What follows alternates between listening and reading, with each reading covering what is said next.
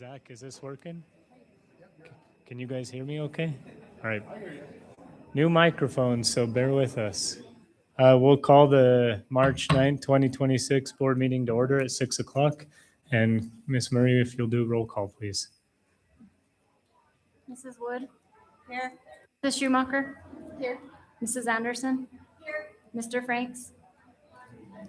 Mr. Gardner? Mr. Sorensen? Here.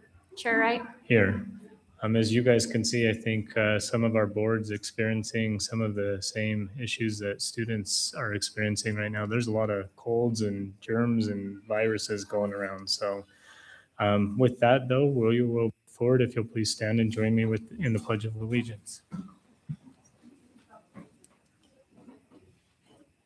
I pledge allegiance to the flag of the United States of America and to the republic for which it stands, one nation, under God, indivisible, with liberty and justice for all.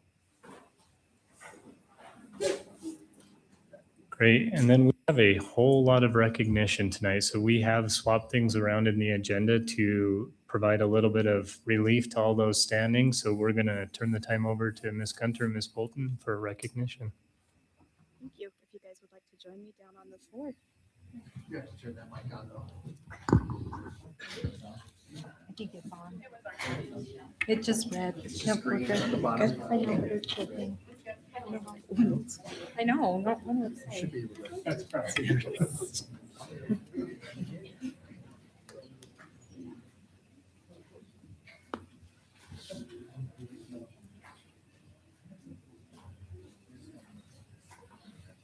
On the keys.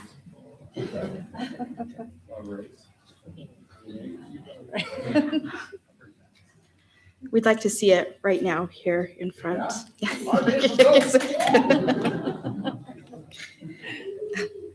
Okay, we're going to start with the February Rock Springs High School Staff Member of the Month. Mr. Walter Hushbeck is the Staff Member of the Month at Rock Springs High School. He was selected as a Staff Member of the Month after receiving the highest number of student nominations. As a freshman academy teacher, he plays an important role in setting the tone for students' high school experience, and it is clear he is making a lasting impact. Students consistently describe Mr. Hushbeck as engaging, fair, and deeply respectful. They share that he makes learning interesting, memorable, and helps them truly understand and apply what they are taught. Many specifically noted his strong teaching skills and the way he explains concepts clearly while maintaining high expectations.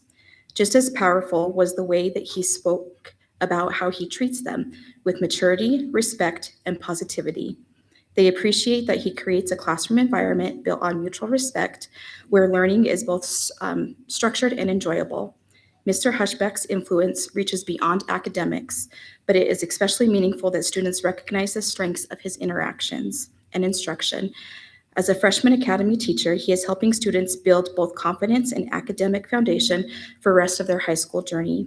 He also consistently supports students through attending athletic events and serving as an events supervisor to ensure all the events go well. We are proud to recognize Mr. Walter Hushbeck for the dedication, impact, and commitment to student success.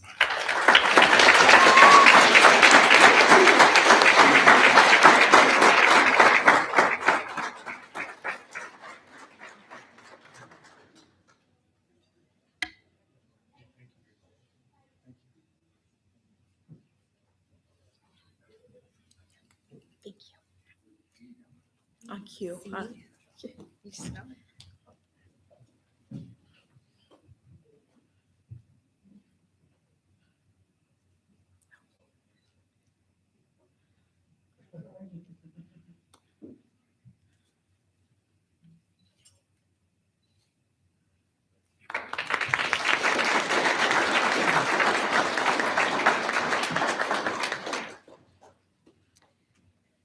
Mrs. Rosanico and the Farson Eden School would like to recognize our exceptional athletes from the 2026 fall sports season.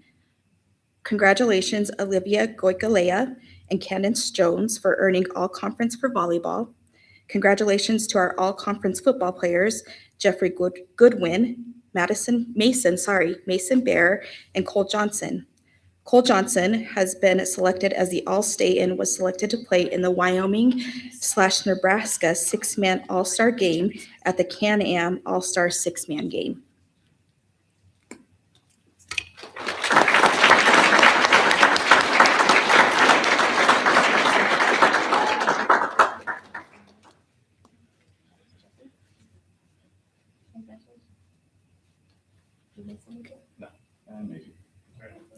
Is Mason in the hallway?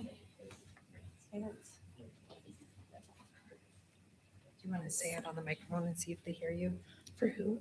Mason and Cadence, so just see if Cadence Jones and Mason. Are Cadence Jones and Mason Bear out in the hallway?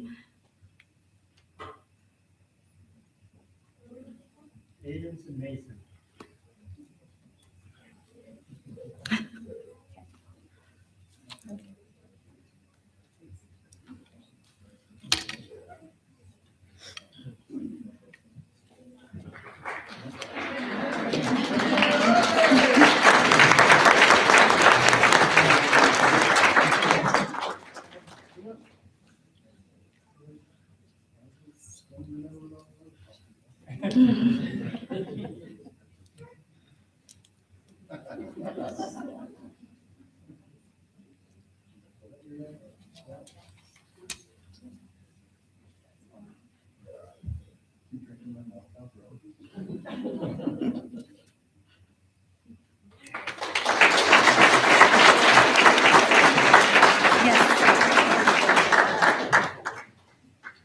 Okay, Farson Eden would also like to recognize Bailey Nelson and Annie Baxter, who placed at the DECA State Conference for Business in Cheyenne on February 1st through 3rd.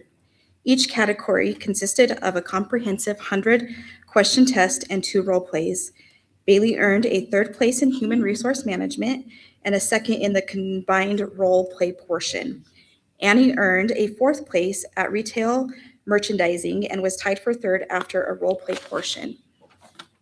Sorry.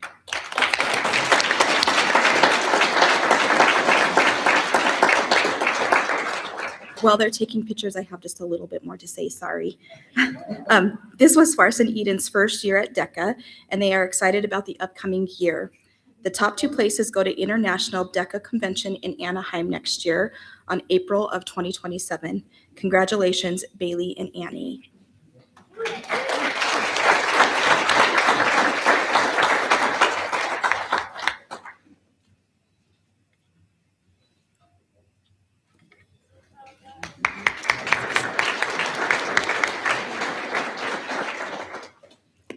Okay, next we would like to recognize Mr. Anthony Lott, Assistant Principal and Activities and Athletic Director at Rock Springs Junior High. He continues to work to build connections and network with others to ensure that every student at Rock Springs Junior High feels supported and involved in something meaningful. His student-centered approach and strong work ethic are evident in all that he does. This year, through his leadership and collaboration, he secured support to add new programs to the school, a cheer team, and a boys and girls soccer team.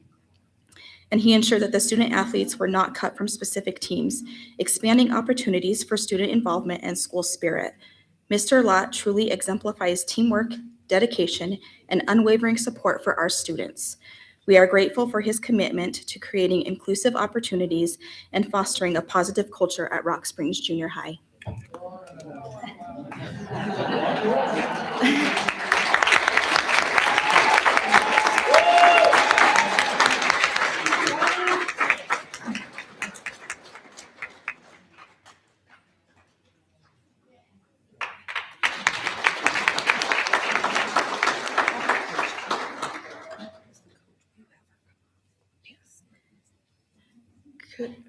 For the cheer team? Ashley. Yeah. Oh, sorry, yeah. Okay.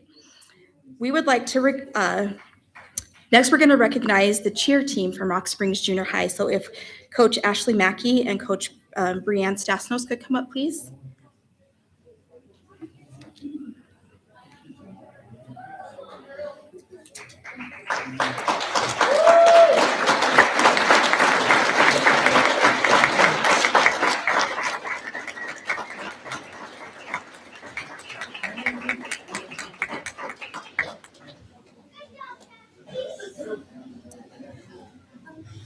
So I believe that they're going to do a cheer for us, and then we will recognize you and give you your certificates.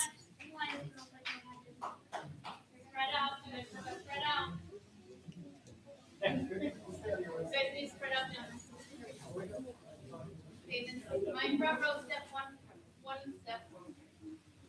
Okay, Abby, go ahead. Rowdy! Let's get a little bit rowdy. R-O-W-D-Y. Let's get a little bit rowdy. R-O-W-D-Y. Let's get a little bit rowdy. R-O-W-D-Y.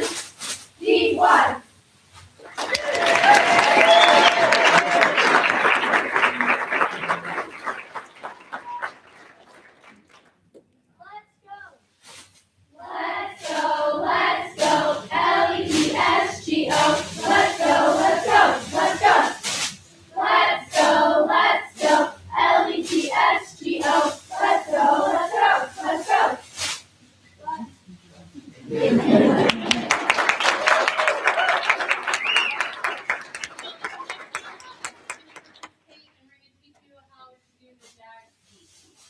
That means all audience members must participate. We have a rule at Rock Springs Junior High. When you walk through our doors, you become one of us. So you are now cheerleaders. Welcome. Our ladies will lead you. And first of all, a huge shout out to Mrs. Mackey and Ms. Dasnos as our head cheer coaches. This is our first season ever.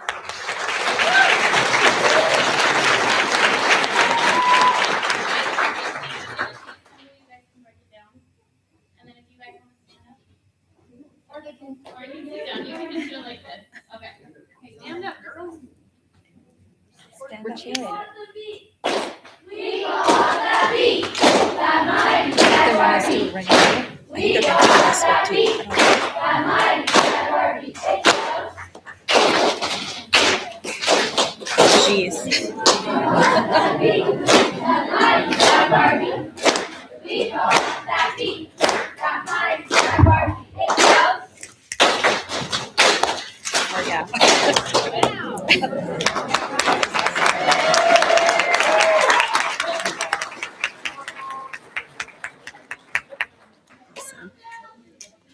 So I'm going to say a few words, and then we're going to hand out certificates if that is okay.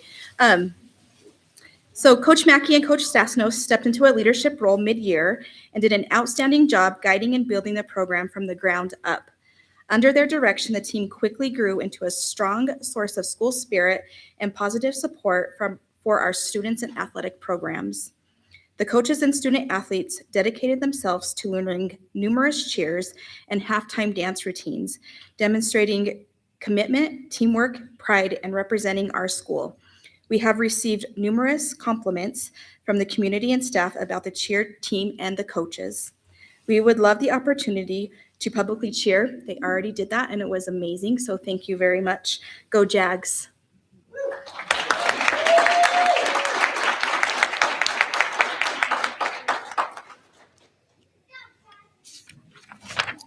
So the athletes include, the cheer team includes Ava America, Brianna Boltz, Sydney Buzenbark, JC Chavez, JC Corona, Savannah Davies, Cassidy Gates, Evelyn Ham, Braylon House, Ellie Jakins, Briley King, Gentry Lopez, Presley Mackey, Ivy Jo Macy, Olivia Radakovich, Sophie Russell, Allison Sagastumi, is that how you say that? Okay. Britley Snow, Sophia Swafford, Giovanna Terrell, Josephine Timothy, and Azalea Wilcock.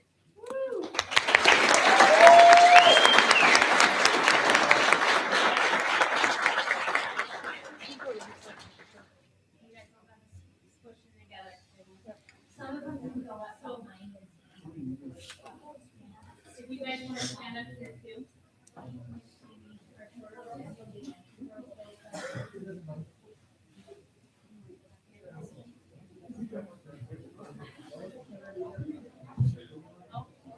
I guess they're all going up there. I don't know. That works great.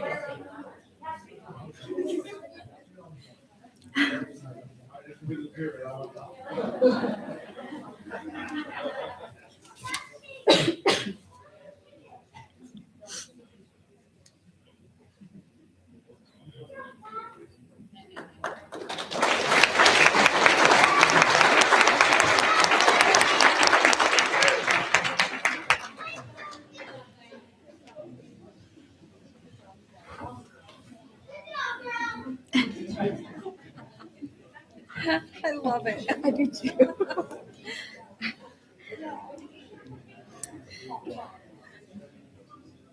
Okay, next we would like to recognize Coach Bobby Sains, Coach William Padilla, Coach Kellen Kirkwood, and our 7th grade basketball team, if they want to come on in.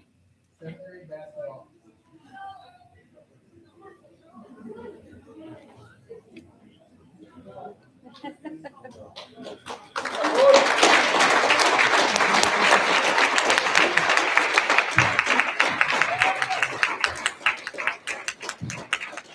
They're all matching. I love That's a that. lot of kiddos. Nice.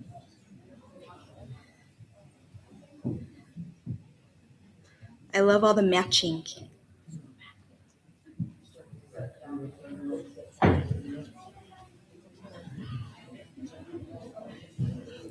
Shorter ones in front, taller in the back. Okay, this team and their coaches have gone above and beyond, not only in developing skills and teamwork on the court, but also in the way they represent our school off and on the court with our community. They have supported our local food bank, shown up to cheer on the wrestling and cheer teams, and consistently demonstrated what it means to be a true basketball family. Coach Bobby Sains, Coach William Padilla, and Coach Kellen Cookwood, and all of our athletes exemplify leadership, character, and service. They are taking our athletes to the next level, not just in sports, but in a human support and community involvement. The athletes include Daniel Alcorn. Sorry, I'm going to be horrible at names because my eyes are not great. Jackson Anastas, Cruz Beckstead, Logan Blau, Hunter Chafin, Talon Cruz, Crew Evans, Bryson Fletcher, Jackson Green, Jace Gutierrez, Dax Harmon, Xander Hickerson, Ez Humland, Donald Johnson, Evan Knutson, Deegan Lewis, Noah Barakis, Grayson Miller, Bryson Mortensen, Cameron Owens, Braxton Pasborg, Kingston Randall, Quincy Richens, Jace Sander, Christian Scott, Bentley Smith, Jackson Stevenson, Preston Sir, Cyrus Sweets, Milo Terry, Ethan Tomich, Elijah Toth, Kayan Valerio, Adrian Vasquez, and Riley Williams. Good job, coaches.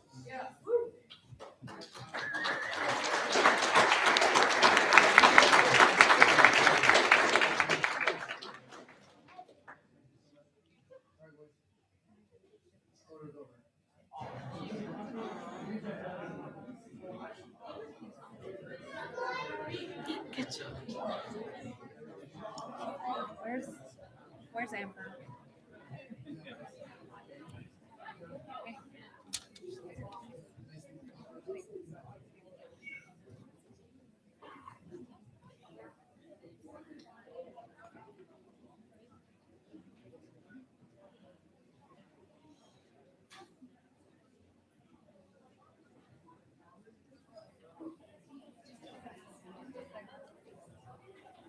I need her up here.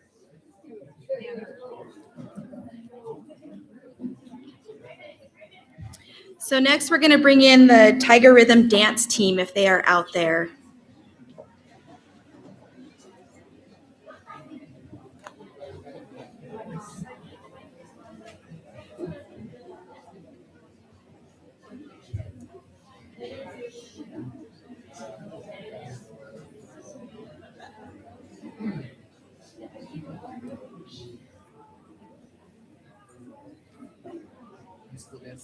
Yeah.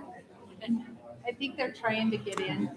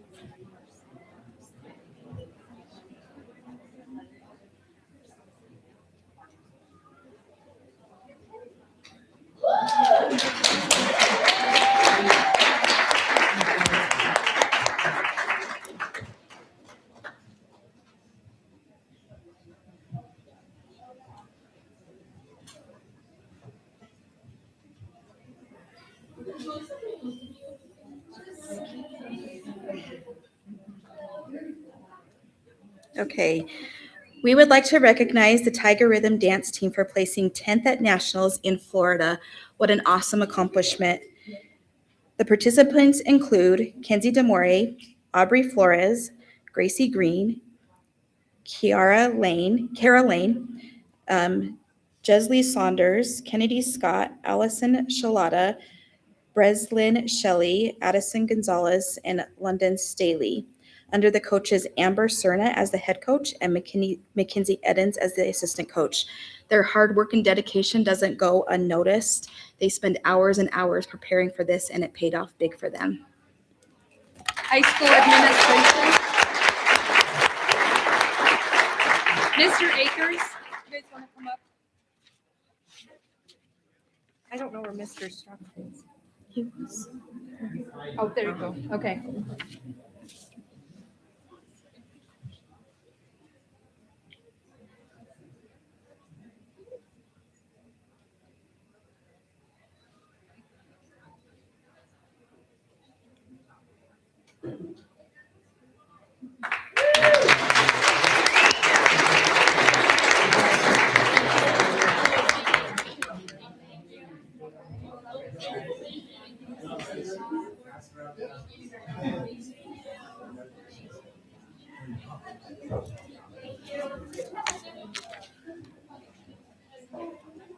Okay, next we would like to recognize Berkeley Gardner, as she was selected as the Wyoming Student Council's state president. Here is a little bit of information about her. As Wyoming Student Council State President, Berkeley Gardner serves as the chief student leader, representing student councils across the state. In this role, she acts as the liaison between local student councils and the state organization, helping to unify schools under shared goals of leadership, service, and student advocacy. She will also be representing our state at the national level this summer at the Vision Conference in New Hampshire. The state president is responsible for inspiring vision and direction for statewide initiatives, presiding over meetings and conferences, and supporting student leaders as they work to strengthen their own civic engagement in student culture and school culture within communities. This position requires strong communication skills, organization, integrity, and the ability to inspire peers across Wyoming from diverse schools and backgrounds. Berkeley is well known for her kindness and inclusiveness, both contributing factors to her being elected for the position of president during the Wyoming Association of Student Councils conferences in November. Over 1,000 students from across the state attend this annual conference, so for her to be selected as a sophomore over her upperclassmen opponents shows how well she represents herself and her community. Through her work as state president, Berkeley models professionalism, inclusivity, and initiative. She leads by example in every setting. As a dedicated student athlete, she demonstrates discipline, time management, and perseverance. These qualities directly translate into effective leadership. Her involvement in the Academy of Public Services further reflects her commitment to civic responsibility, government, and community engagement. She understands that leadership is not a title, but a service. Berkeley Gardner represents Wyoming students with poise and authenticity, encouraging others to find a voice, take action, and lead with purpose. She embodies the spirit of servant leadership and sets a high standard for student leadership across Wyoming. Congratulations.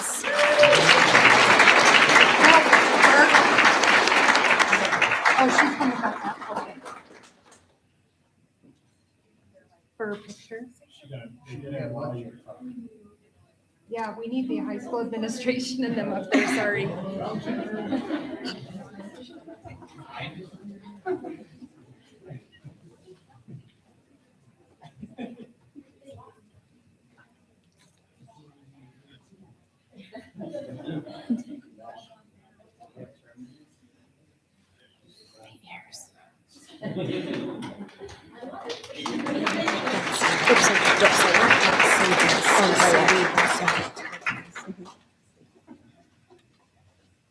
Okay, next from Parson Eden, we would also like to recognize sophomore Aubrey Budelman, elected to serve as the Wyoming Student Council Secretary.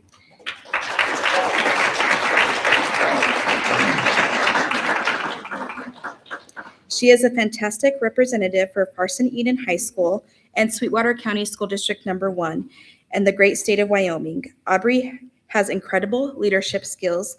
We look forward to seeing how she grows in her many talents over the next few years. Congratulations, Aubrey.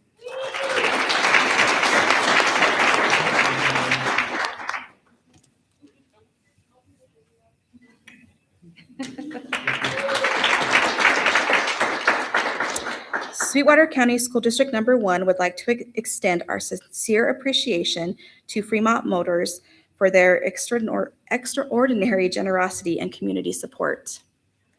Through their efforts, Fremont Motors raised and donated $6,000 to the district's Nutrition Services Department to help cover outstanding free and reduced lunch balances for students and families in need. This meaningful contribution directly supports students by ensuring they have access to nutritious meals while removing financial barriers that can impact families.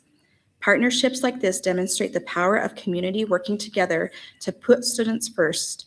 Fremont Motors' commitment to supporting local family reflects the very best of Sweetwater County: compassion, generosity, and investment to our children's well-being. We are incredibly grateful for Fremont Motors and their continued dedication to making a positive difference in the lives of our students. Thank you very much.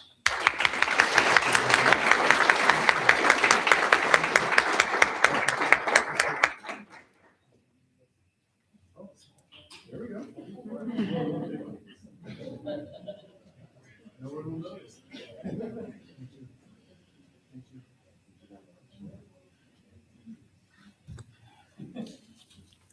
This evening, we continue the tradition of honoring employees that have worked for Sweetwater Number 1 for 25 years. From Desert View, Lisa Jackson.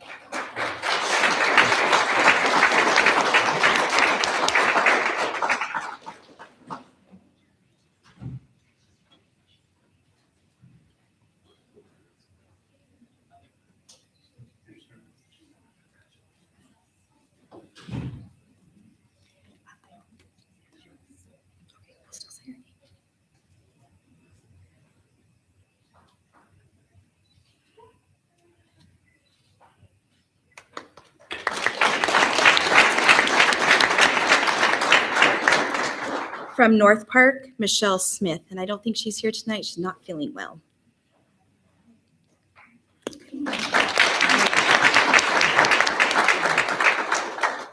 From Rock Springs High School, Jeff Atkinson.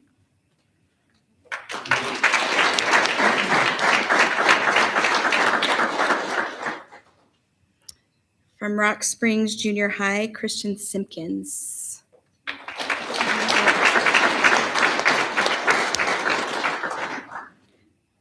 From Sage, Tana Klein.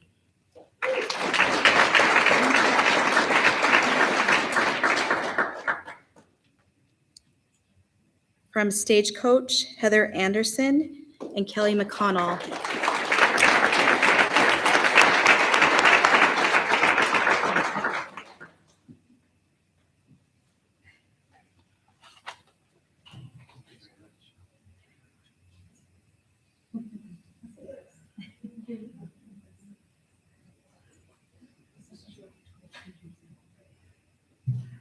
I know.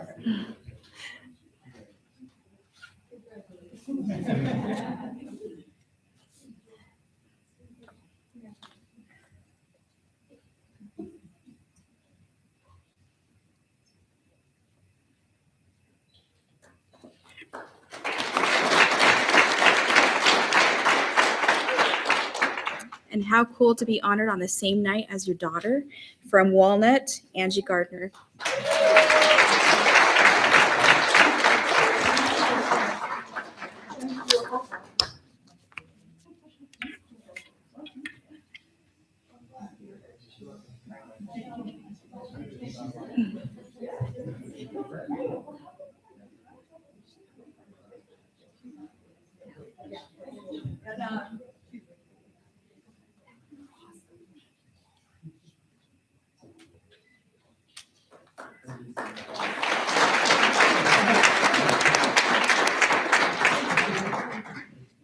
That concludes recognition for tonight.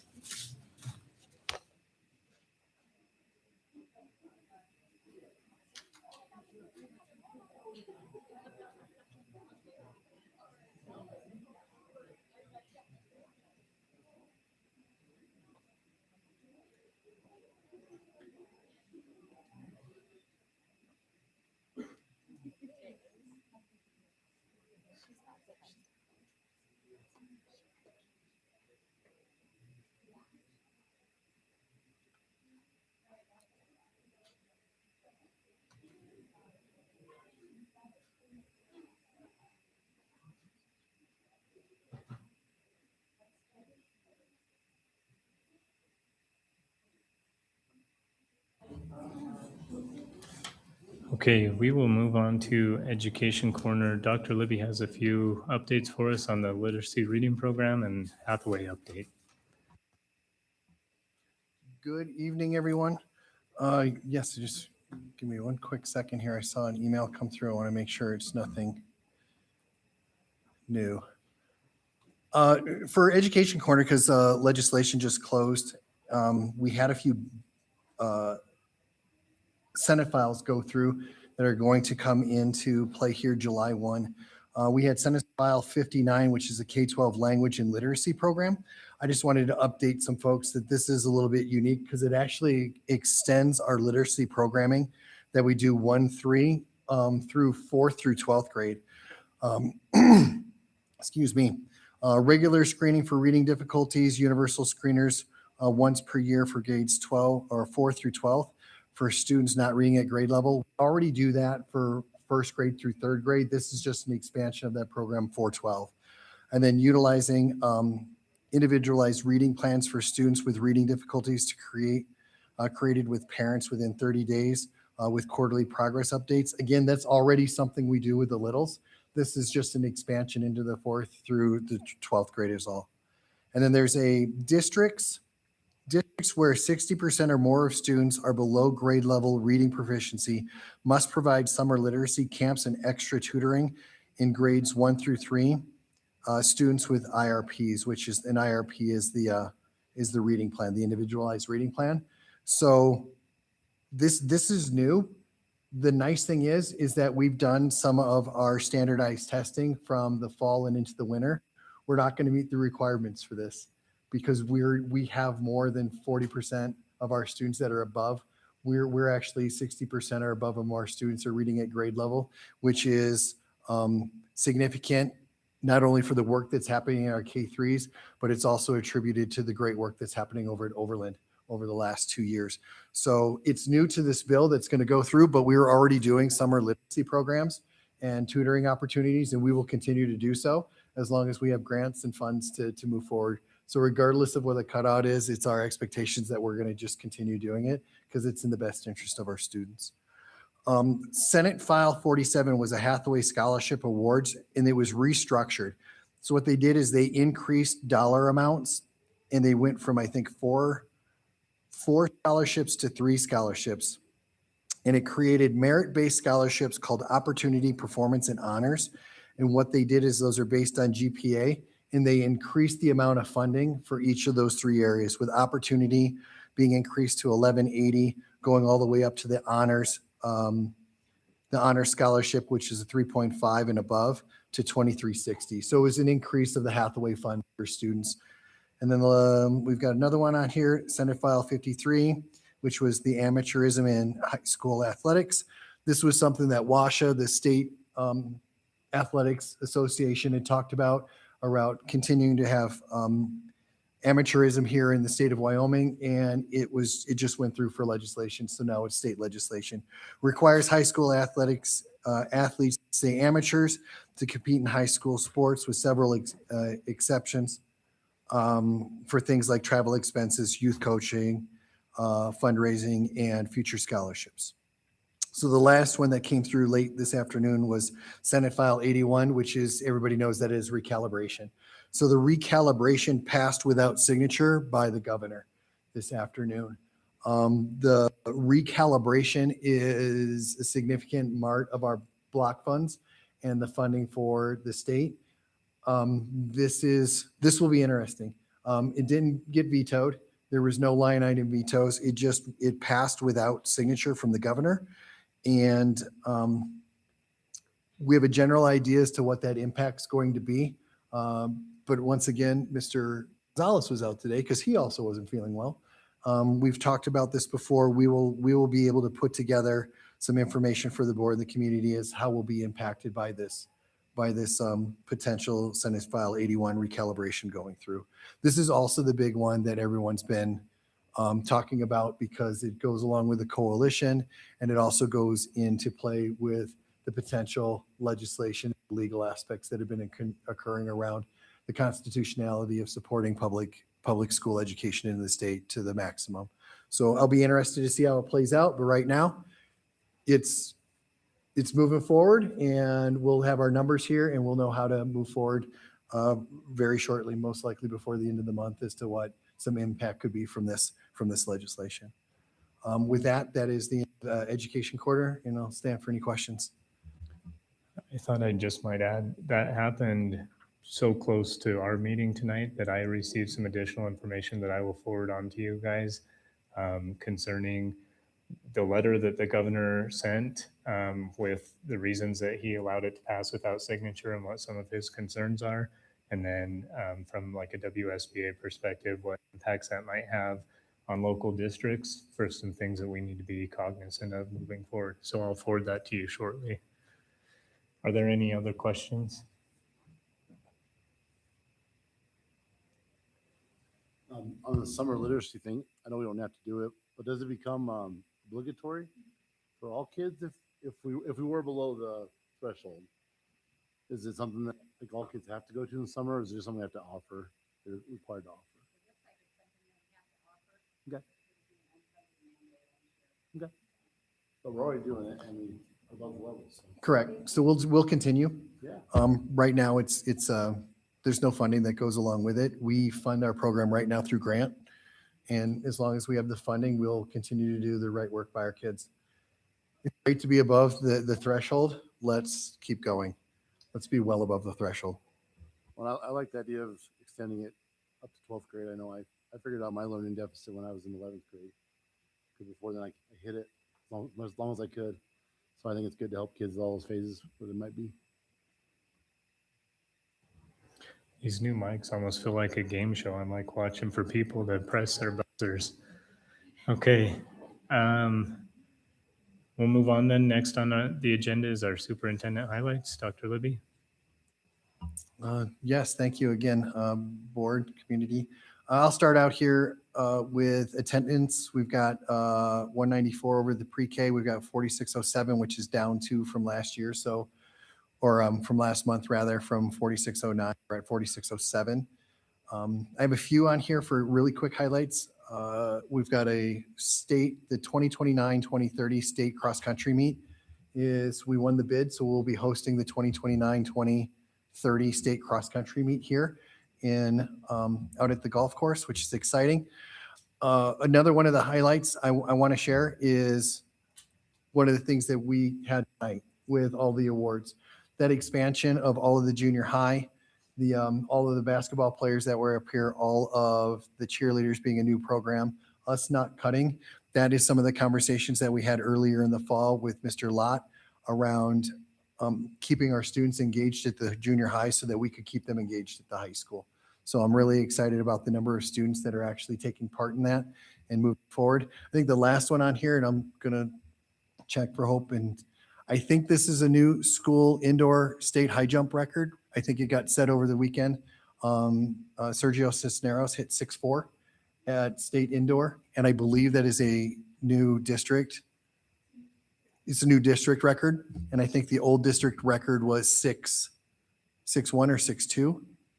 So we're excited. We'll get it confirmed, but I lifted with Dad and had a very proud father over the weekend, so I just wanted to share that Sergio's having a great year. We're excited to see how he performs in his outdoor meet. And with that, I'll stand for any questions. Any questions? Great. We will move forward to the board reports. A few things I wanted to start with. I was able to attend the QPR training night that they had at Rock Springs Junior High. And I just wanted to give a shout out to the counselors over there. They did an amazing job. The student leaders were very professional. And there were a couple of questions asked that they all handled very well. And I think it was just really good for everybody who attended. So I appreciate that.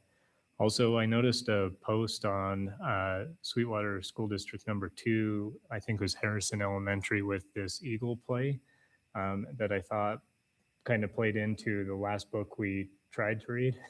But we obviously did get from the short part of that play-based learning has a huge impact on kids. And so I reached out to Ashley Castilian over there, and I'll be getting some more information that we could only share and look into. I thought it might be important for us to incorporate into our district. A little heads up, we plan to have the Upbeat presentation in April for some of the Upbeat surveys. And as I mentioned to you guys, it's anticipated that some of the things we'll need to be making sure that we stay on top of is those school improvement plans. And Dr. Libby and I talked, and one of the ways that we can do that is having our future board workshops in the schools. And so we might work on some rotation of schools, maybe like between 2 years, we hit all the schools in the district or something. But you can look forward to those going forward that will allow us some involvement with district staff, which would be cool. Next, crucial conversations or fireside meeting or coffee and conversation, whatever you'd like to call it. I'll provide you guys the opportunity to give some updates from the last one, but we will have another one coming up on March 18th. It will be at Aspen as well from 6 to 8 p.m. So please put that on your calendar. And then our book that we're reading right now is the School Board Playbook from Lee Pritzel, and he's going to be coming in to do a board workshop. I asked that we read chapters 1 through 3 for this meeting and to finish the book for the next meeting. It's a pretty short read. A quick summary from my opinion. Chapter 1 basically says there's no such thing as good enough. We should always be improving. And so it's a challenge to school boards that no matter how good you think you might be, keep seeking being excellent. Chapter 2, I highly recommend for anybody considering running for a school board position ever. It's just some of the things that we don't know when we get into this position. It's a good short chapter that's highly educational on that. So, and then chapter 3 was about self-awareness, emotional intelligence, and behavior intelligence, and really just talked about the best boards being the most self-aware boards and how you achieve that. So I look forward to finishing the book, and if you guys have any other thoughts, please provide those. Last but not least, Mr. Sorensen asked that we discuss maybe 1 or 2 items here during board reports that we'd like to focus on going forward, that we could ask. Whoa, sorry, not used to that. That we could ask staff or admin, that's what I was trying to do, to present to us in April, where we can have some more questions and answers and give them the time to prepare. But I know that one of the topics is the accelerated block schedule. So I think that's in a lot of people's mind right now. But be thinking if there's another one, and when we rotate around, if you'd like to share that, we can incorporate another idea as well. That's what I have on board reports. So Ms. Anderson, we'll start down with you. Okay, this is easier than last time, I think. I wanted to give a quick update on our last fireside conversation that we had at Aspen. It was the 28th, I think. We went from like 6 to 8:30 or 9. We had really good attendance there from every different angle. Some of the topics that we discussed were how long the board meetings are. Some districts do them in 2 sections just because you can't get everything done and people are sitting around waiting. For us, it's midnight before we get home. Not everybody gets feedback at the end. So that was one of the things that they talked about. Towards the end of it, we talked about work groups just to make changes. That was something that Trustee Franks brought up, which I thought was a really good thing. We had a few people bring up some concerns, and he mentioned having a group get together and just making some changes with some parents and people from the community, and then a trustee or 2 to help with that. There were some talk about the retaining kids in the district. The school week got brought up, the 4 versus 5 day school week. We talked a little bit about that data. A couple of times they talked about professional development for the teachers. We talked a lot about math and science and the grades there. If they're not in math, they're taking a science. So I think that's something that the district's been looking at trying to fix, along with like the FTEs and things like that, just the amount of people that they have in those roles. We did briefly talk about that the WDE investigation was going on. I know that we've wrapped that up and just kind of waiting on everything on that. A couple of people brought up the role that the board has versus a superintendent and where that lies. There's some confusion in the community with that. How to escalate issues. And then people expressed that they liked having these forums where they could speak openly, freely at these forums and bring up their concerns. Then there were some concerns with the Farson Road issues. They were talking about doing virtual when it gets really crappy over there, if they have that option. There was also a trust and retaliation. I think basically it came down to the trust piece of it. The comments are turned off on the Sweetwater District page, and so that got brought up. And then just working together to hold everybody accountable. And then the question and reporting of how we handle things, board governance and training and evaluations. And then again, just to tie it up, we talked about that parent advisory committee just to kind of address some of the issues that parents feel like they have. So I know that was a lot, but that was kind of the summary of that. It was good. There was coffee and snacks there. Nobody ate the snacks. They're still sitting there. Cookies. That's what I need. So next time come and have some snacks too. So thank you guys. Ms. Anderson, you bring up one good idea that came from that. We had previously started working on that infographic to try to be more communicative on how to go about various concerns and things like that. What we could do is we kind of have our crucial conversation subcommittee. We have our subcommittee for some, I don't know the right word to say, but boardroom decorations around mission and vision. But maybe the third one revisits that infographic and we try to really clean it up and put it to bed and get it out there. So if anybody's interested in that. Yeah, we still have it. Yeah, we have a starting spot or pretty well developed one, but probably need to finish it up. So thank you for that, Mr. Sorensen. You took all my stuff. Good. No, you didn't. You did a great job.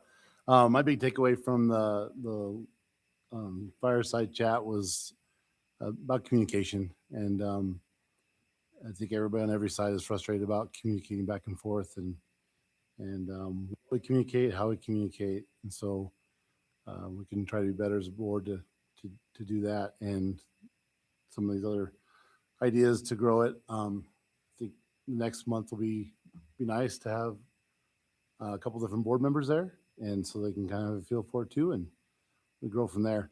My other report I wanted to bring out was I got a special invite over to the transportation department by Bo. And I spent my career in the oil field working around shops. And I can attest there's no cleaner shop in Rock Springs than our bus barn. That is a fantastically clean shop. Very efficient. He showed me some of the new things they're doing to keep maintenance moving faster, to take care of big problems first and little problems next, and have the drivers involved in it. And I don't know if he knows that I'm coming over and he makes all the unhappy employees like hide, but I've never seen an unhappy person over in the bus barn. Like everybody's just happy to be there. They're kind, and you can tell there's a real good feel there in the with our transportation department. So kudos to Bo and his team. Your turn. I'm up. Okay. I'm actually on the fireside conversation this month. Yes. So I will see you guys there. I'm excited. I was a little scared at first when they asked me to do it. I'm like, ooh. I needed feedback, but it seemed like everything went well. I did want to give a shout out to the Head Start. They just had a little party, princess, and every year it turns out I didn't make it this year because I don't know what I had. I was sick. And so I was not there. But I did want to say that every meeting that I have attended over there, they are so patient with every parent. I was shocked how patient they are and get at their level and make sure they explain everything to every parent. It's really nice. I apologize for missing this last meeting. And then going into BOCES 5, I serve on that too. Ms. Arnaldi works very closely with that. And if you guys have ever been to one of the day schools, I've visited 3 of them, which there's a lot more than that around the state. And they are not an easy school to walk into. Those kids need extra love and support. And every time I walk in there, I get choked up because I've worked with in crisis centers, and it truly is just a school that needs extras, everything all around. One thing I did want to say about the book is even if you're not going to run for a board, I would read it. I think every other page I took away quite a bit from it, and I wish we had it prior to being on the board because it has put a lot into perspective. But that's all I have for board reports. Great. One quick thing, I did want to make mention, the idea just for the community on this fireside chat is that we'll try to keep two of our trustees consistent from one meeting to the next so that the conversation can flow. But we'll also try to rotate one trustee out so that there's a new face, new perspectives, or whatever the case might be. So hopefully that's the plan, is we'll just keep two consistent faces and rotate one out as we go. The other comment was, were you talking about the Bobcat ball over at Overland? Okay, so for clarity, yeah, I had several people ask me, they thought it was like a 3-year-old basketball tournament over there. But the Bobcat ball is actually more like a dance, jive, princesses, and it was really fun. We did go because my son attends over there, so it was a good time. You guys well orchestrated, and kudos to you. Ms. Schumacher. I don't have much. Last month I was kind of MIA due to personal reasons. And so I did get an update from Bolton on policy. She made sure to let everyone know that the policy JJIFR that is on the agenda tonight is a second reading. It's just procedure as far as that goes. And then we will be moving forward with policies that are involving J and I. If anyone wants to take a look at those or have any questions or input for us moving forward with the policy committee. And ultimately, we will be able to, now knowing where we sit with legislation and things like that, move forward and be able to provide more information as things are coming out there. Other than that, the book is really good. And given that I'm on the last stint, I am also very bummed that we are now just reading it. I would definitely suggest even the general public taking a look at it, reading it, and just kind of getting a perspective that you don't necessarily get by not being up here. So thank you. Okay, yeah, please. Sorry, I missed a step. So thank you for taking into consideration. So we've been talking about addressing the 4-day school week, because that's something we talked about in the elections and stuff. And but as we've gotten in deeper, we've realized that for many reasons, it's what the people want right now.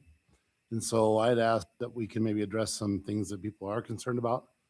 And that was obviously one of the opinions of other people. My opinion is the accelerated block. I look forward to understanding better. I'll be sure and put together what my questions are to send to those who will present, and maybe you guys can as well, so they have time to prepare, thoughtfully prepare ideas, and then throw out to the community if they have questions they want to ask about it. That would be good to do. But I'm also interested to know what the rest of the board, if there's any other topics that we could address in lieu of taking on a big behemoth like a 4-day school week. Is there other things that we are concerned about? And so I want to throw it out there. It's not just my idea. I want to make sure what you guys are interested in. I think along with that school day work week, looking at what the junior high, just heard a little bit of feedback, is doing with their schedule versus like what the high school is doing, and what the kids are getting out of that. I don't have any data behind that, just some subjective information that's come to me. So I think that would be something that we could dig into a little bit as well. And then I don't know, everything always is a problem with communication. So I just think, how can we improve that? How can we get the information out? We can do it appropriately so that people know what's going on, what we're working on. I think it's important to let people know that there are things that are happening also behind the scenes. And how do we do that? How do we do that responsibly? So I think that's something else that.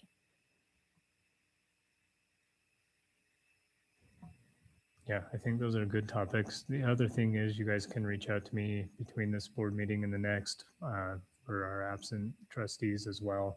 And if we get a general consensus on another topic, we can pursue that. I will say that I think this recalibration is going to take some significant energy in the near future to understand the impacts and what that means. Communication's always on our mind. We've done a lot over the past 2 years to try to be better about that, but that's something we can kind of roll with in the background and keep doing. But Mr. Sorensen, to your point, If we tackle or start looking at the block schedule, and then I think this recalibration impact, at least over the next month, I think those are two pretty big topics. So that would be my input. Any other thoughts? The only thing I would add is I actually have a student who had the different schedule at the junior high, and then this year is doing the new schedule. And I can tell you, given that he's super active and, you know, is always involved in some kind of sport, things like that, he's really appreciated it just because of the idea of being able to still be in class every single day. Even if I miss Tuesday, I'm back there Wednesday. And he's the first one to say, it's really nice to be able to just go up to my math teacher and say, hey, I missed this, or whatever it may be, and having that break in between and that's not necessarily seeing them. It's my understanding that that's been somewhat addressed this year at the high school, but I don't know that it's really to the extent that I think we need in order to truly prepare for all the testing and transitioning for those students that are going to college and everything that goes along with that. So, but I do agree with Cole. I like the idea of really getting a good understanding to the recalibration and the impact of that. And then, of course, the block schedule, definitely. Anyone else buzzing in? I like these. All right. With that, then we will move forward to item 2. If I could please have a motion to approve the agenda as presented, including addendums. Okay, a motion by Ms. Anderson, a second by Ms. Wood. All those in favor, please say aye. Aye. Any opposed? Motion passes. So we'll move on to item 3, which is our superintendent report and some new Rock Springs High School updates. Dr. Libby. Hey, Zach, can you pull up the doc that I shared with the photos?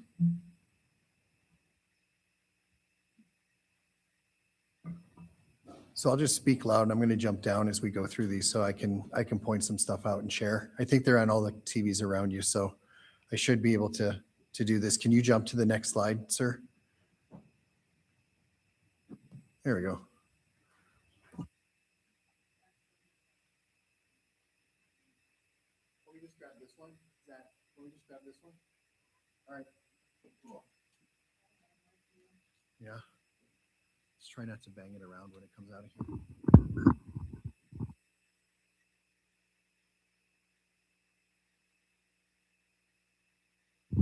How about now? There we go. It was still on. All right. So there's only like 3 or 4, but I wanted to kind of give a little bit of an overview of where we're at. So this is the new high school. This is north. That is Stagecoach.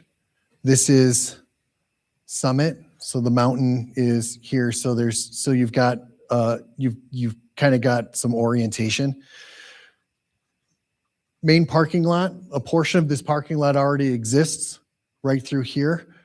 The initial building that's sitting there right now, which is the 9th grade center, is right here in the center of the school. This is the main entrance as you would walk in. The new theater is here, and then there's a 3-story that you'll see in one of the later sides where there's a 3-story section of the building where that's the core academic wing. You have the back hallway along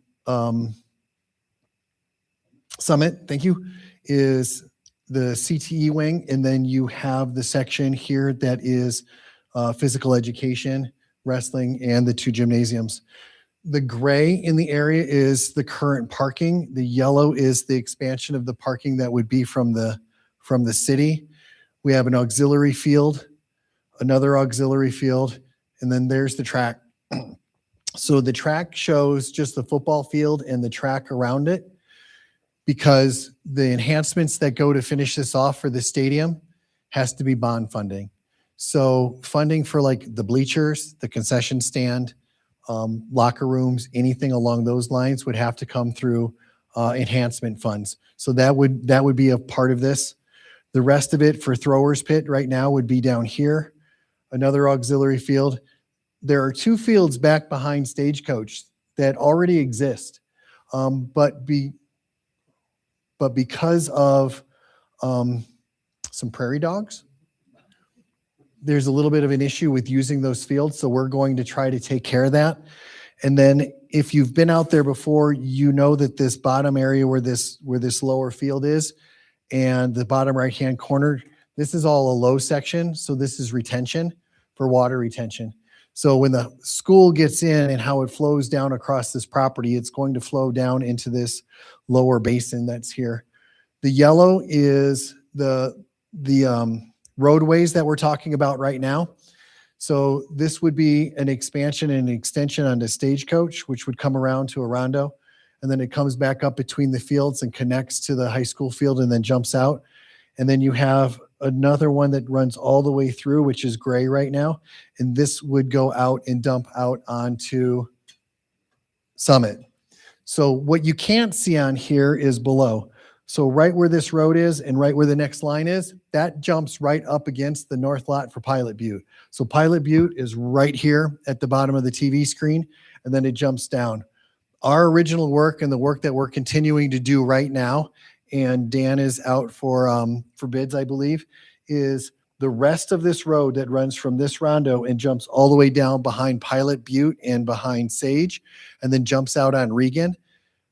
That will allow us another exit and entrance into this property and out of these sites, because right now, if you've been out there, because you have kids in those three buildings, there's a lot of traffic. So what we're trying to do is we're trying to bring in some other routes behind the buildings so that we can have more areas and more opportunities for folks either to get off Stagecoach, because right now I don't believe that this is a parking lane, but it's turned into a parking lane. So you can come in and you can get off of Stagecoach and you can use the back parking lot to circle around, or you can load and you can drop down through the property and drop all the way out down through Regan, or you can jump back out onto Summit and you can work your way around. So we're really trying to work with the city on making sure that we've got entrances and exits to all this property. So one of the other things that's not on here, and if it needs to be, is we can shift the track and everything over to the west, so that if we need be, because there's a parking issue, we can add another visitors parking lot along the east side of the field that will butt into the backside of Stagecoach, so that if we need to incorporate more parking into the facility, we can do that. So this is kind of the overview of where we're at right now. Again, we've hit 35% on our build plan. 65 should be January or April 1st. And then we should have 95, I think, before the summer's out. Zach, can you jump to the next one? So a quick overview. One of the things I just wanted to show, because this was part of the conversation, is that we have 2 basketball courts down here, 94 footers, that have enough seating for district and regional sports, with the wrestling room in the center.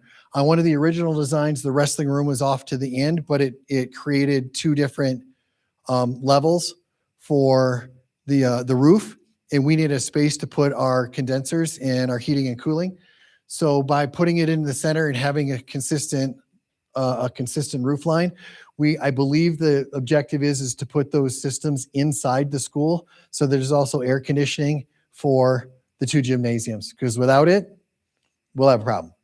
If we leave them outside, we have a greater issue and there's a greater expense. So I believe the work is to put those in the center so that we can have those inside and we can cool those areas.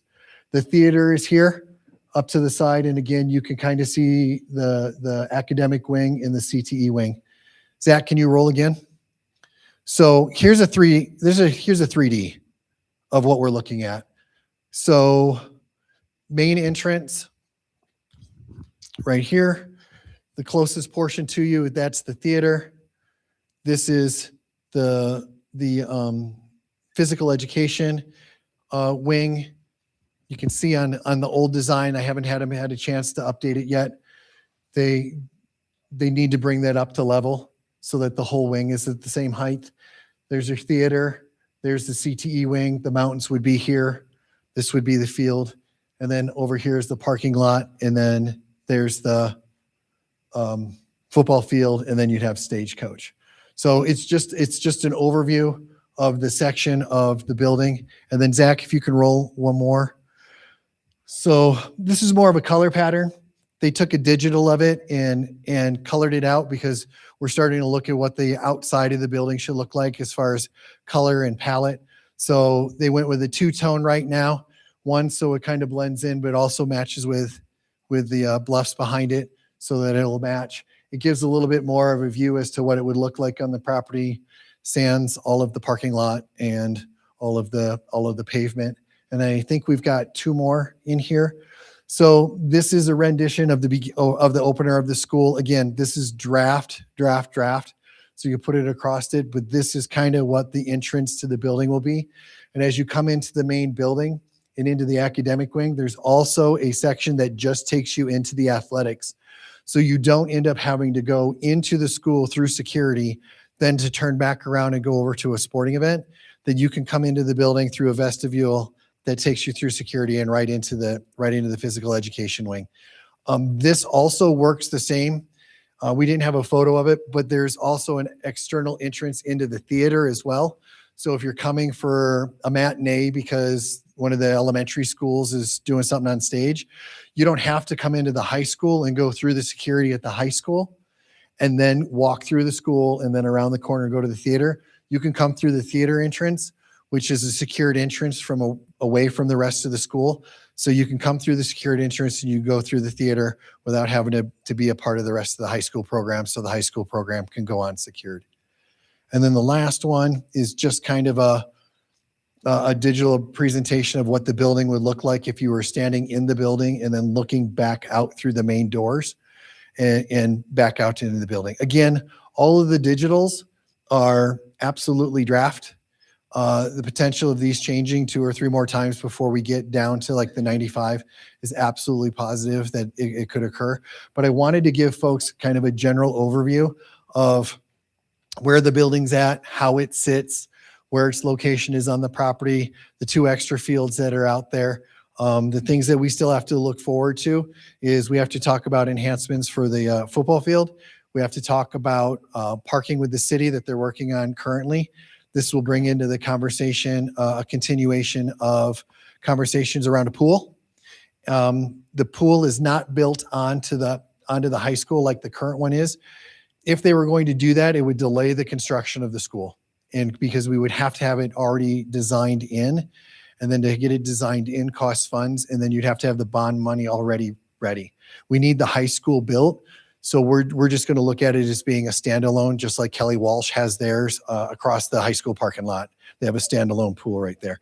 We can actually do the same thing. Hey, Zach, can you scroll back to the first map that had like the parking lots and the yellow and all the designs on it? I think it was maybe the second slide. A few more, right there. So there would be some spaces on here where we could put a pool. If the parking does not come into play, you could put a pool down here, which would put you right next to Pilot, which would make it really easy for Sage and Pilot to come across. You could shift and you could put a pool on the end of the football field, and you could build a field house out of it. So you could put a field house and a pool location right here as well. So we do have plans. There are ideas. We've bounced them off the architects already, so they're keeping them in the back of their head, that we do have plans that if this is going to move forward, that's what we need to do. But we're really kind of waiting as to what do we do if we've got parking needs that we need to meet. If it does, and we have to have all those spots, I think there's still a way that if the community wants to do this, we can. It just means we would have to do something with probably one of the fields, because if we would need the square footage to be able to put a pool in. So there's still a way that if the community really wants to go that route, we can absolutely run that route with members of the community to get that in there. So with that, I just want to do a really brief overview of where we're at. As we get further down to 65 and 95, I'll be able to show a little bit more. We'll have more palettes, some more colors, some things that we can roll out. We will be having another meeting coming up here shortly to discuss what do we want the rest of the track and the field in. Is it stadiums or is it bleacher? What do we want this to look like? Right, I think it's not drawn out, but the city just has to go through their process. So we have to wait. And as the city gets closer to the end of their process, we'll be able to have a greater conversation around what could we do as far as other opportunities. I know the other big one was whether or not you could have an indoor track, or if you couldn't do an indoor track, could you have a covered field? Well, there's ways to do that. You could pull that off, right? Time, energy, and money. We can pretty much do anything, but we want to make sure that we're being cognizant of the community needs as we put this together. So right now we're still in a flexible state. We have spaces. The architects are aware of what the other additions are that we're looking at. So with that, if you have any questions, I can do my best to answer. Otherwise, I wanted to share this so that we could keep people up to speed. Yeah, so I might say this differently just in case. You and I have had conversations, and just for the community's sake, right now the parking that's shown on there is city ordinance, that there's that much. And so Dr. Libby and Mayor Mickelson and City Council have been talking about potential changes to that would reduce the amount of parking and allow more space for these other enhancements. That would just have to be a city process that they go through and approve that and make the change and free up the space. That's what's going on with the parking lot. A couple other things that I think are neat is our current satellite high school has a kitchen, right, that the cafeteria is based out of. The new build would actually have a new kitchen, which allows the existing kitchen with all of the goodies and amenities that it has be a home ec, kitchen class. So there's a really nice enhancement for them there.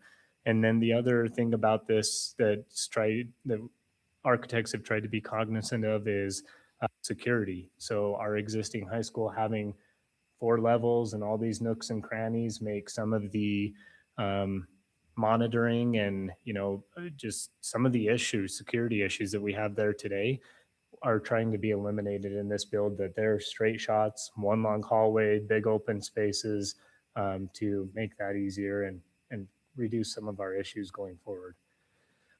But that's the additional information I have from our conversations. Questions from the board? I have a question.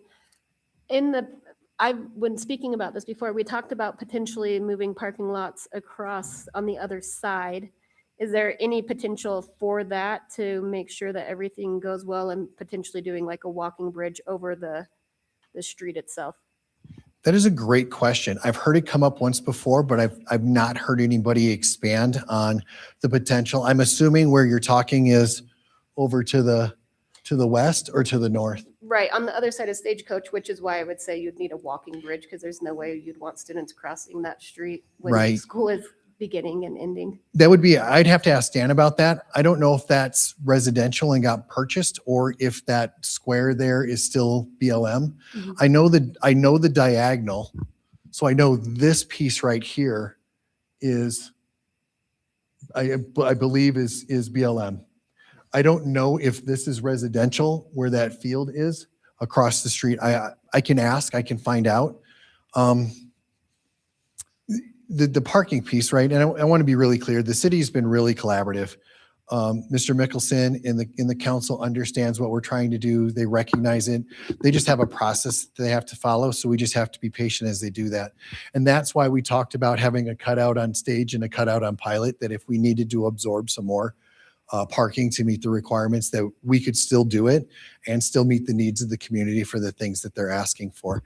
And it would, Chair Wright is accurate too. I didn't point it out. So the original cafeteria right now is right here on the building. It's right in that section. And what will happen is that'll be the new Family Consumer Science, and the actual cafeteria will be further down the hall in the commons. So instead of having the Family Consumer Science Culinary Arts program that we currently have, we will actually have a USDA commercial grade kitchen for if our students want to actually get into the culinary arts, into the field of being a business owner, running a restaurant, or working in a kitchen. We'll have the capabilities of actually having classes and certifications for that in the facility that's left. So I'm excited about that.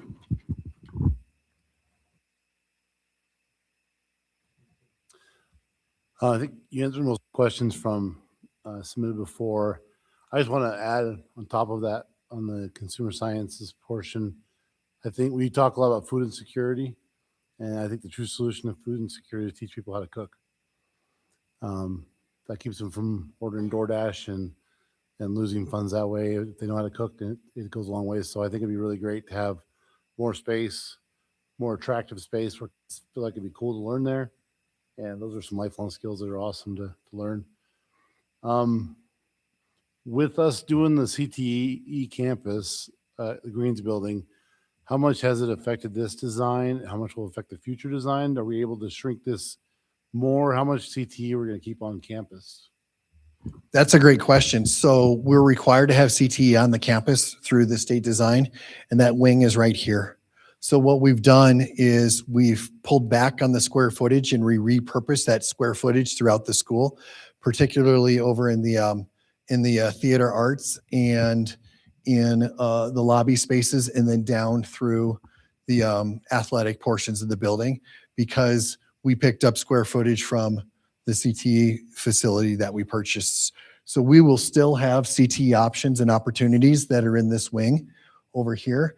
But instead of some of those rooms being 3,800 square feet, 4,500 square feet, we've reduced them down to about 16, so that we can do expansion of classes for students that want to get their feet wet and dabble in these opportunities, but may not necessarily know if they're going to make a vocational career out of it, but still give them those opportunities to find out if this is something that they want to do maybe for the future.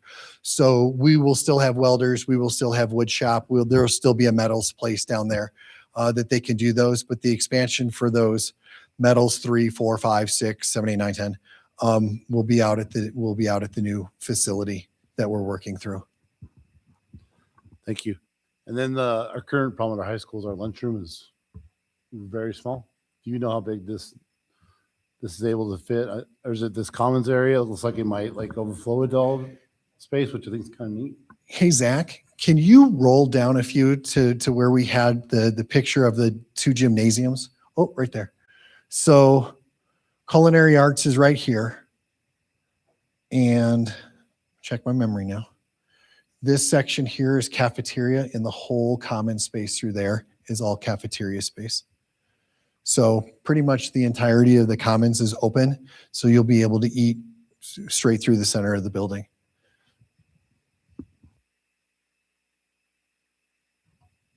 Any other questions?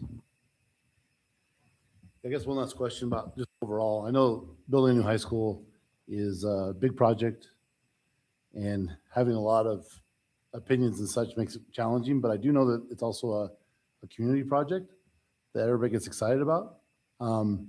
If people have questions or concerns or ideas or thoughts, where's a good place for them to bring those?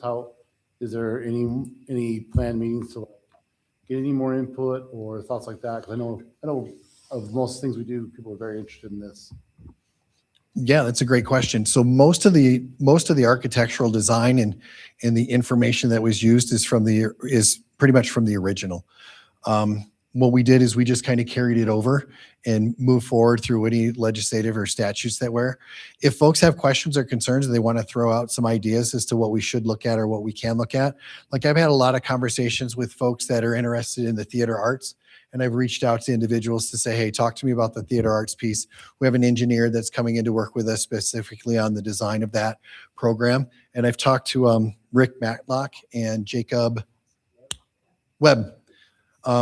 And have really engaged them in the conversations for that. But if folks have thoughts or ideas, absolutely shoot me an email. Hit me up with your thoughts or ideas, and I can run with them. We will have a few more community meetings coming as we get closer to having an understanding of what's happening with the parking and what do we want as the rest of the facility around the football field and the track. We're still waiting for the state to determine whether or not a standard for the field is turf or not. We believe that that's the direction that they're going, just because of the ground and everything else that's out there, that turf should be a part of what that build is, which means it'll come from the state funds that are already there. but we will absolutely be having some more community meetings.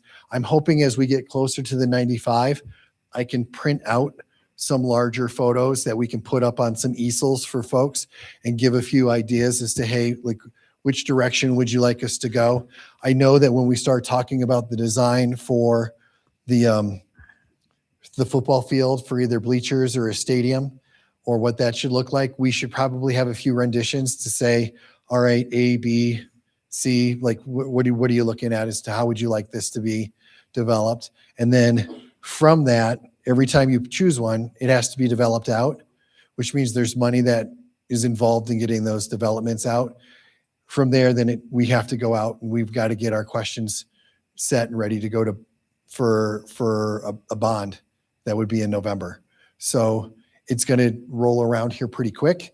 I'm hoping we can get a little bit more information before I go to the public, because right now, a lot of the responses are going to be, I don't know yet.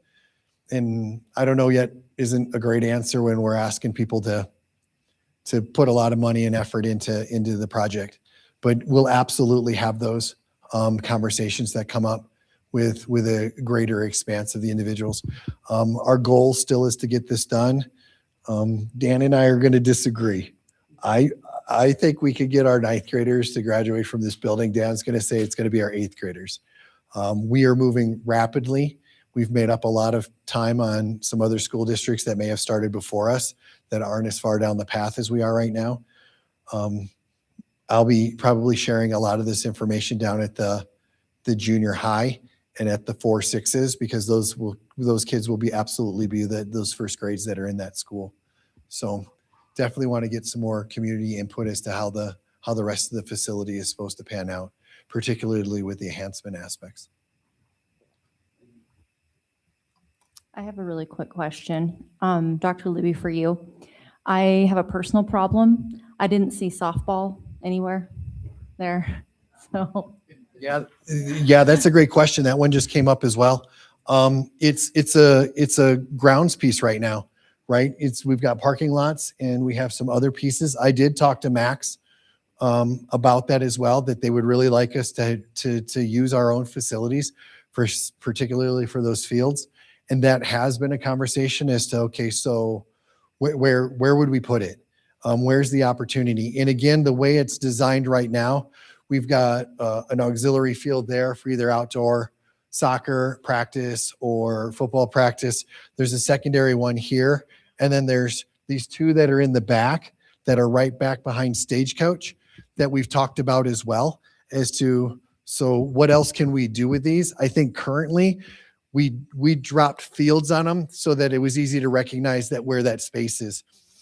Absolutely any one of those could turn around and go, hey, like we've got one field, we're good. Like this is what we want to run with. If folks come back and say, we don't want to do this or we don't want to do that, and we really want to put in a softball field, I believe there's enough space because these fields are, I think 50 by, I think that one's full size.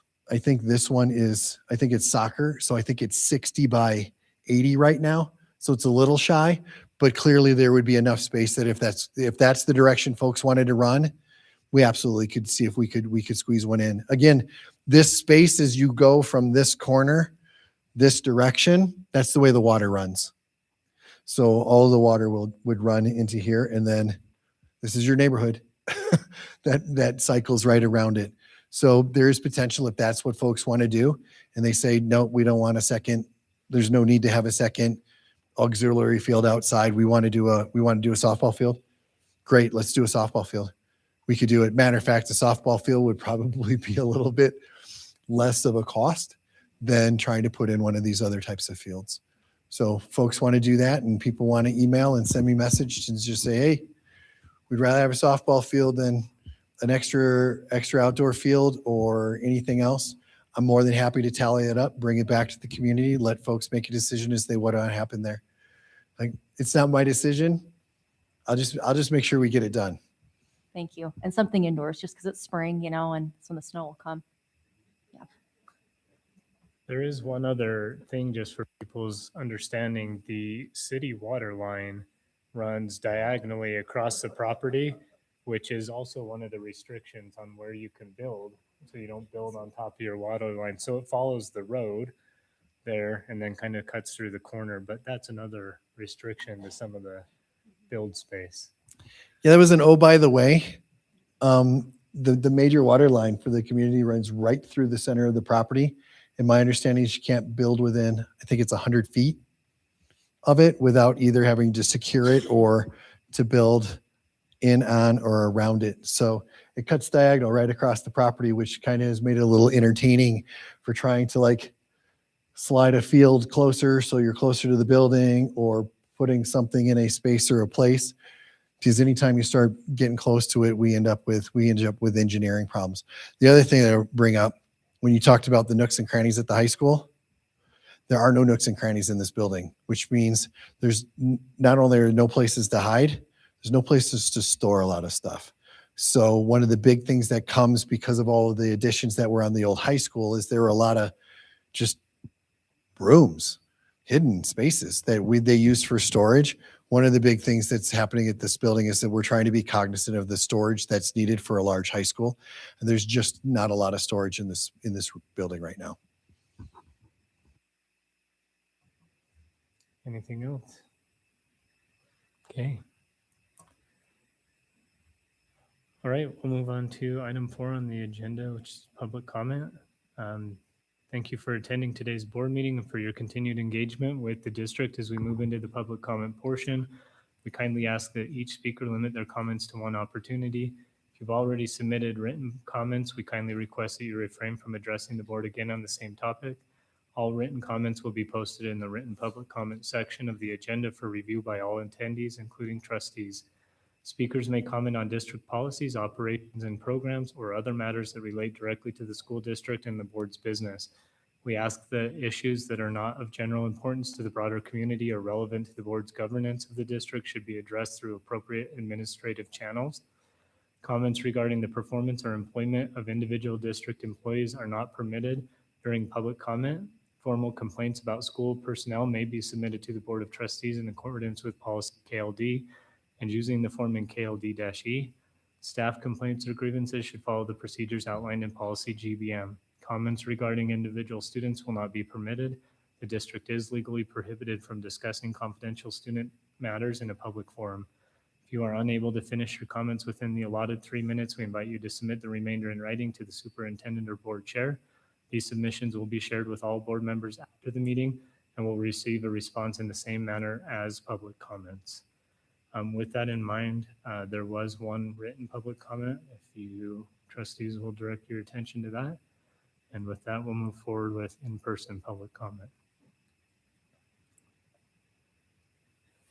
And I left the mic on, so no one has to.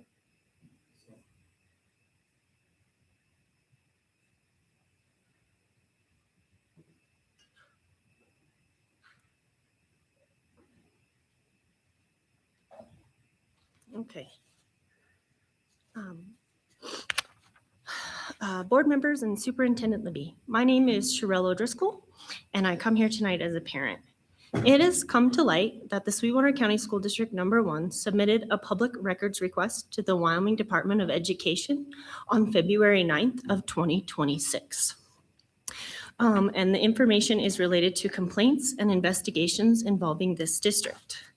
It was sent by Dr. Libby on school letterhead. I have copies for you as well. And it is asking about the Cowboy State Daily interview or article that came out and talking about the stacks and stacks of reports and complaints from parents. I have several questions regarding this request. There has also been a second FOIA that was put in for this exact same information. So a citizen also obtained it. Were board members informed that the district intended to request these records from the Wyoming Department of Education? If so, when and how were they notified? Was this public records request approved by the board or discussed at any board meetings prior to being submitted? If so, what dates did these discussions take place and what dates were they approved? Did Superintendent Libby initiate and submit his request independently, or was it directed or authorized by the board? What was the specific purpose or intent behind the district requesting these records from the Department of Education? Has the district already received the requested records from the Department of Ed? If those records have been received, what dates were they received? Who has received them and when? And what actions, if any, has the district taken or does it intend to take based off the information obtained? What do the local superintendent and board members intend to do with the documentation? The stuff that was received by a citizen is not redacted. I know your copy is not redacted as well. Accountability is essential for public trust. We request that you take all actions possible to protect the privacy of the children and their families to safeguard confidential information. Here included is the letter and all of my questions that I would like to have answered. But I find it very hard when I put in a records request for our school district, I'm not allowed to be as vague as you were on this one. I have to be very, very specific. So it is very difficult to read what you put in and the records that you got back. So that's where I'm at with that. Thank you. Thank you, Ms. O'Driscoll.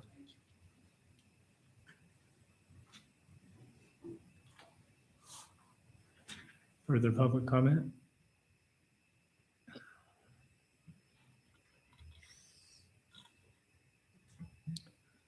Further public comment?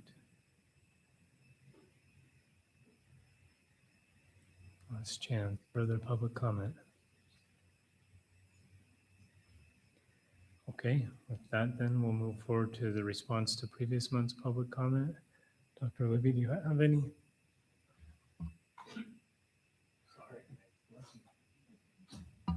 Yes, I do. There was one question last month that I looked into. It was around CNN 10 and its appropriateness.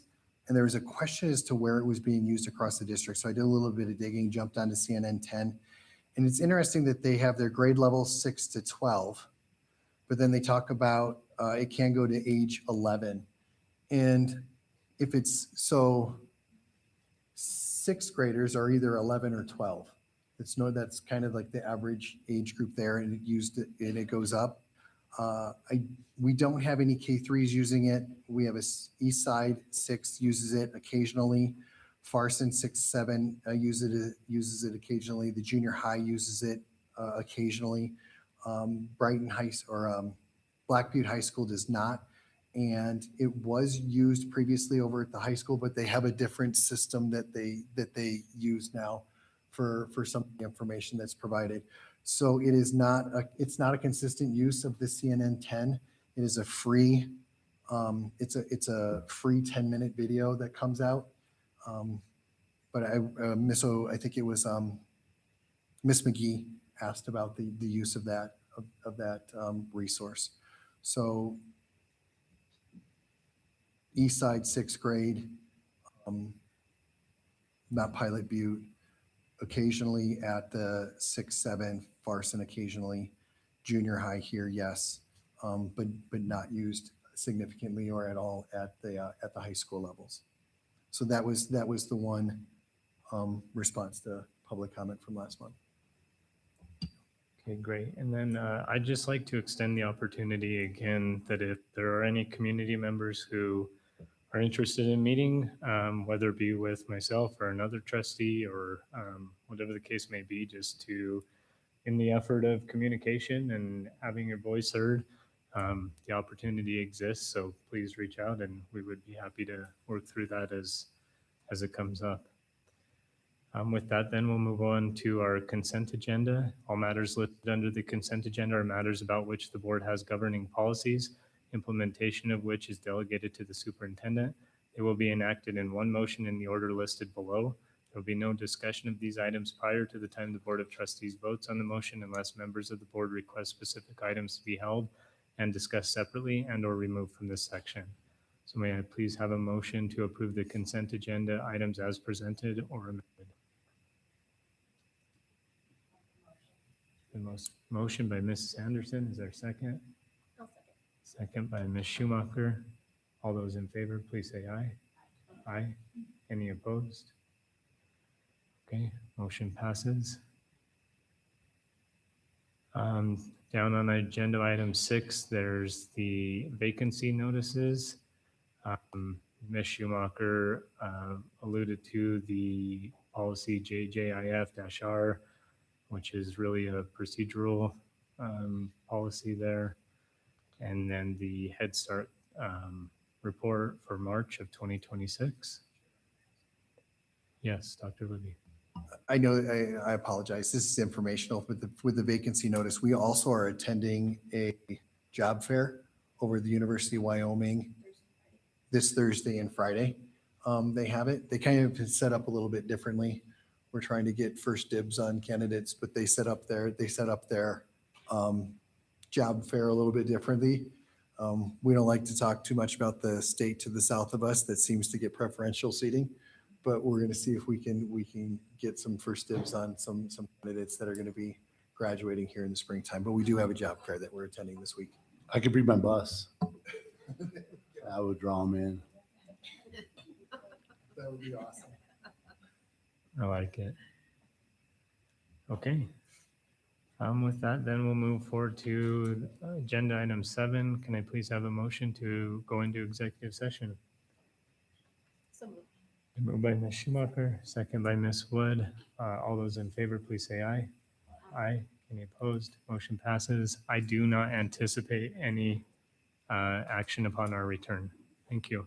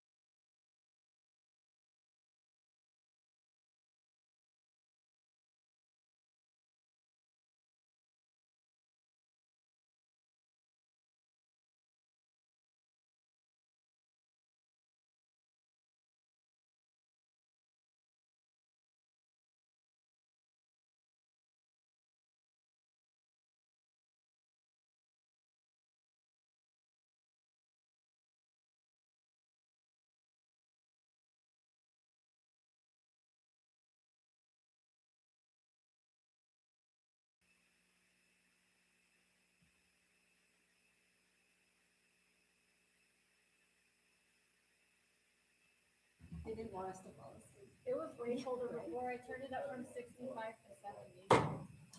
65? Yeah.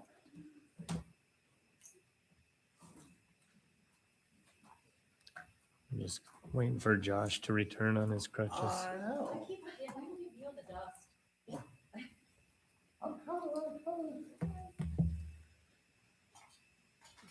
Okay, can we have a motion to return to the regular meeting? So moved. It's been moved by Ms. Schumacher. Is there a second? Second by Ms. Wood. All those in favor, please say aye. Aye. Any opposed? Motion passes. And if we can have a motion to adjourn the meeting, please. We need Dr. Franks here. So moved by Mrs. Anderson. Is there a second? Second by Ms. Schumacher. All those in favor, please say aye. Aye. Any opposed? Meeting's closed at 10:26.